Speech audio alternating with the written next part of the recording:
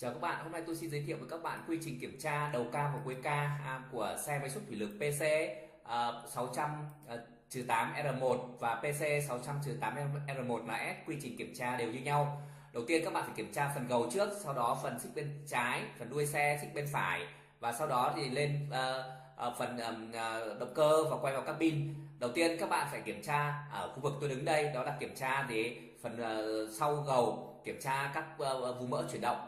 Vú mỡ chuyển động có hai loại, một loại chuyển động kiểm tra hàng ngày và một loại kiểm tra theo định kỳ. Hàng ngày thì các bạn phải bơm mỡ hàng ngày, còn định kỳ thì ví dụ như vú mỡ ở mâm quay toa đây 100 giờ chúng ta mới phải bơm Đối một với lần. xe gầu Tiếp theo ngược máy xúc PC 600-8R1, chúng ta có 12 điểm bôi mỡ đầu ca và đầu ca, và chúng ta có tương đương với 16 vị trí bôi mỡ. Có một số điểm có 2, các bạn chú ý. Đối với các vị trí bôi mỡ đầu ca cho xe máy xúc PC 600-8R1LS, tức là gầu thuận, chúng ta có 9 vị trí tất cả, và tương đương với tổng số là 22 điểm bôi mỡ.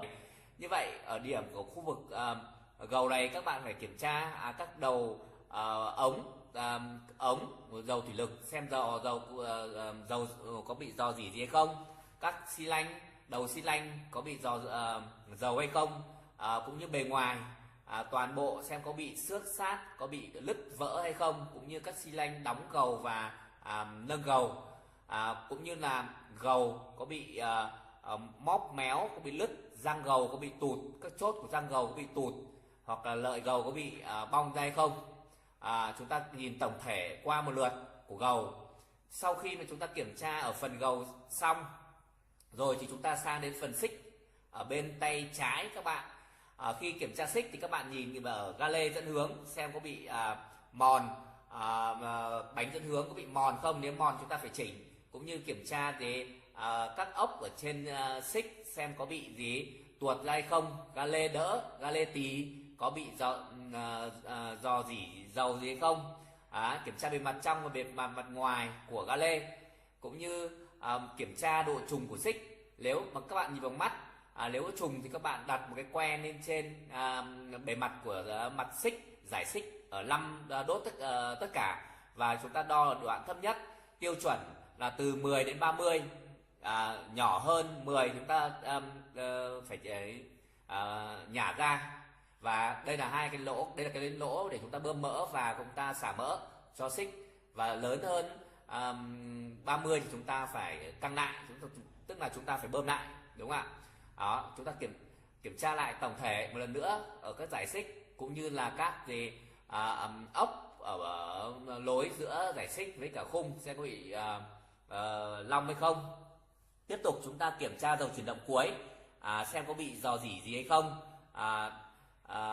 Trong trường hợp mà các bạn phải kiểm tra dầu ở chuyển động cuối thì các bạn phải đặt ở cái nút màu đỏ này ở bên ngang, và nút top thì ở phía trên, và như vậy các bạn tháo nút đỏ ra thì dầu không chảy, thì đấy là ok, và chúng ta phải nhìn thấy dầu. Tiếp tục sang phần đuôi xe, chúng ta kiểm tra phần gầm xe có bị rò rỉ gì hay không, dầu có bị rò rỉ ra hay không. Nếu xe có bơm mỡ tự động thì chúng ta phải xả cái bình tích áp của nước của bơm hơi ở đây. Ngoài ra chúng ta xả lọc dầu nhiên liệu hàng ngày ở đáy thùng dầu, chúng ta xả nước và xả cặn thùng dầu nhiên liệu. Như vậy cái khu vực này chúng ta nhìn tổng thể xem dầu có rò rỉ gì không. Đây là cái khóa để chúng ta xả dầu quay toa. Quay toa của động cơ xe này chúng ta có hai cái vị trí.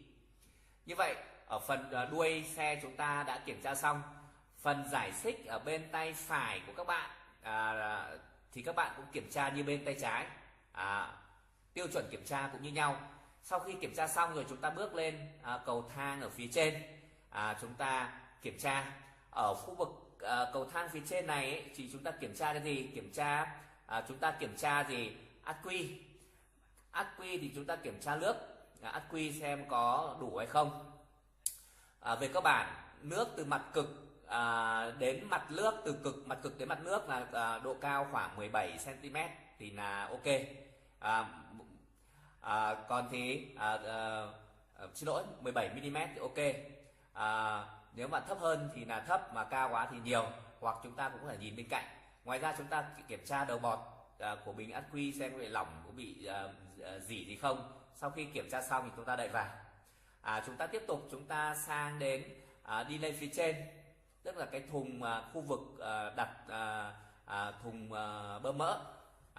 Thì chúng ta mở cái thùng này ra thì chúng ta sẽ thấy là thùng bơm mỡ, nếu có máy bơm mỡ, và chúng ta kiểm tra máy bơm mỡ. Đồng thời chúng ta mở cái hộp, nó gọi breaker, tức là chúng ta tạm gọi là cầu chì. Trong trường hợp mà xe chúng ta để lâu bị ngắt, hoặc là sét đánh, hoặc là bị chập mạch, thì tự cái cầu chì nó lẩy lên, thì chúng ta phải đặt reset lại chúng ta mới đề được. Sau khi chúng ta kiểm tra xong rồi thì chúng ta đã đóng thùng này lại. Đồng thời chúng ta kiểm tra toàn bộ, nhìn lại các đường ống ở phía trên.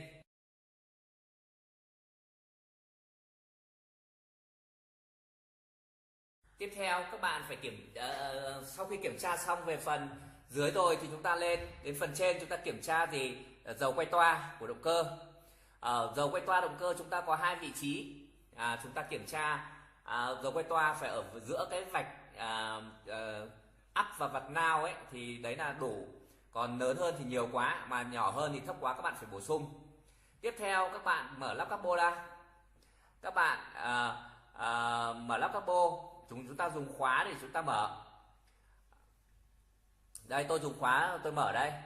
Các bạn phải lựa xoay ngược chiều kim đồng hồ, sau đó thì các bạn mới quay lại thì chúng ta mới mở được. Như vậy tôi đã được mở xong cái lớp capo ra. Và các bạn nhìn phía trên thì các bạn sẽ thấy là đây là cái để chúng ta đổ dầu bôi trơn của động cơ.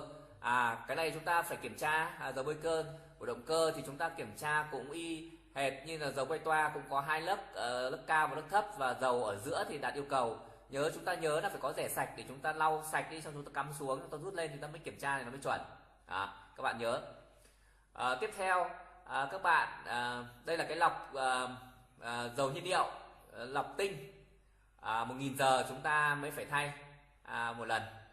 Còn đây là 2 cái lọc dầu bôi trơn của động cơ, 250 giờ hoặc 500 giờ chúng ta sẽ phải thay một lần tùy theo cái cấp độ dầu. Tiếp theo chúng ta kiểm tra thì bên này là dây đai của máy phát, và dây đai bên kia là dây đai của lốc điều hòa. Đấy, chúng ta kiểm tra xem nó có bị trùng hay không, dùng tay ấn xuống. Đây là dây đai của máy phát. Đó. Kiểm tra. Tiếp theo kiểm tra, đây là kiểm tra cái kết nước làm mát ở phía trên, xem là nó có bị rò rỉ cái nước làm mát hay không. Thường các bạn không kiểm tra ở đây, mà các bạn kiểm tra ở bình nước phụ. Ở đây các bạn chỉ nhìn kiểm tra bằng mắt thôi, xem nó có bị rò rỉ hay không. Tiếp nữa các bạn thì mở lắp bình nước phụ ra để các bạn kiểm tra nước làm mát xem mà có đủ hay không. Thì các bạn kiểm tra đây cũng như bổ sung vào đây. Đây là cái bình két nước làm mát phụ, và chúng ta sẽ kiểm tra đây. Sau khi kiểm tra rồi ấy, thì chúng ta đậy lắp capo lại, và chúng ta thì ngoài ra chúng ta kiểm tra cả lọc khí nữa. Phần tiếp theo, chúng ta sau khi kiểm tra hết phần trên rồi thì chúng ta xuống phần dưới. Chúng ta mở cái lắp bên cạnh, bên trái máy ra. Chúng ta kiểm tra nước rửa kính của xe. Tiếp theo chúng ta mở phần đuôi xe bên trái ra, phần buồng bơm. Chúng ta sẽ kiểm tra được nước có ở trong hệ thống nhiên liệu hay không, ở phin lọc thô của xe. Phin lọc thô nhiên liệu này thì 500 giờ chúng ta thay một lần, cũng như là lọc dầu bôi trơn của hộp PTO, tức là hộp giảm chấn, 1000 giờ chúng ta phải đi vệ sinh một lần. Ở trong khu vực buồng bơm này ấy, thì các bạn kiểm tra nhìn tổng thể xem có bị rò rỉ dầu hay không. Nếu có rò rỉ thì chúng ta phải tìm biện pháp khắc phục. Sau khi kiểm tra xong rồi chúng ta nhìn phía trên thì chúng ta có thể cũng kiểm tra được nước làm mát của động cơ có đủ hay không. Ở đây cũng có cái vạch thấp và vạch cao ở giữa đạt yêu cầu. Đấy, các bạn nước làm mát đây tùy theo vị trí các bạn ở phía trên được kiểm tra, được phía dưới cũng được. Tiếp theo kiểm tra dầu thủy lực ở vị trí gần H thì là cao, L thì là thấp, cứ ở giữa là đạt được. Vị trí của xe kiểm tra dầu thủy lực thì như ở vị trí xe tôi đang đặt ở đây. Tiếp theo là ở buồng bơm cuối thì các bạn cũng có thể kiểm tra lọc khí, kiểm tra nước tách nước, nước ở trong hai cục tách nước, kiểm tra lọc khí, hiển thị bụi. Nếu như mà nó hiện lên cái màu đỏ thì chúng ta phải đi vệ sinh. Hàng ngày chúng ta cần bóp cái ống đầu của lọc nước để xem cho nước cho bụi nó ra. Sau khi vệ sinh rồi thì chúng ta ấn lại cho nó quay lại trạng thái ban đầu. Như vậy ở khu vực này thì chúng ta kiểm tra tổng thể.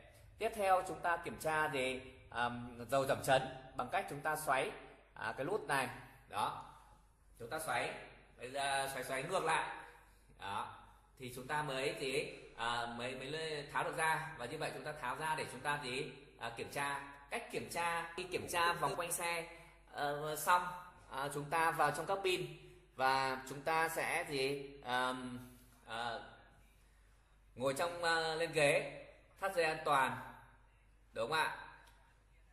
Chúng ta điều chỉnh ghế làm sao cho nó thuận tiện nhất, điều chỉnh độ căng của ghế, lùi tiến và điều chỉnh ngả ra đằng sau. Sau đó thì chúng ta bật chìa khóa lên. Khi bật chìa khóa lên thì các bạn nhớ là toàn bộ màn hình của chúng ta sẽ sáng hết, và nếu có nút đèn đỏ này nó sẽ hiện lên và đèn đỏ phải biến mất. Nếu mà không biến mất thì các bạn phải đi kiểm tra. Còn trong trường hợp biến mất thì nó sẽ tiếp theo nó sang cái màn hình như thế này đó, và như vậy là đạt được yêu cầu. Sau khi đạt yêu cầu rồi thì chúng ta sẽ đề máy. Còn trong trường hợp mà nút đỏ không biến hết, chúng ta kiểm tra và xử lý xong thì chúng ta mới quay lại ở bước này. Tiếp theo đó thì chúng ta mới đề.